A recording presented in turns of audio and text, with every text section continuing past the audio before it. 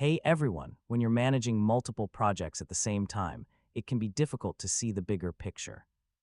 In this tutorial, I'll show you how to use portfolios in Asana to organize projects, track progress, monitor deadlines, and get a complete overview of your team's work. So yeah, let's jump right in.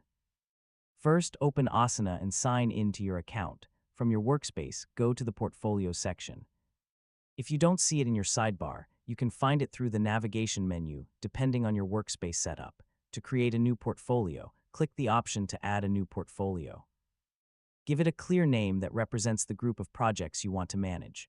For example, you could create a portfolio for marketing campaigns, product launches, or company-wide initiatives. After creating your portfolio, add the projects you want to track. You can include multiple projects that are related to the same goal or department. This gives you a single place to monitor everything instead of opening each project separately. Once your projects are added, Asana shows an overview with important information like project status, progress, owners, and deadlines. This makes it easier to quickly identify which projects are moving forward and which ones may need attention. One of the most useful features of portfolios is tracking project health. You can update project statuses, add progress notes, and share updates with your team. For example, you can mark a project as on track, at risk, or off track. As your portfolio grows, use different views and filters to find information faster. You can sort projects by owner, status, due date, or other details. This is especially helpful when managing a large number of projects. Depending on your Asana plan, you can also use reporting features like charts to visualize portfolio progress.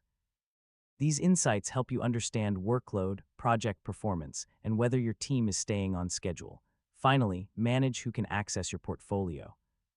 You can share it with teammates, stakeholders, or project managers so everyone has visibility into important work. Keeping everyone updated helps teams make better decisions. And that's how to use portfolios in Asana. By combining related projects into one organized view, you can save time, track progress more easily, and keep your entire team aligned.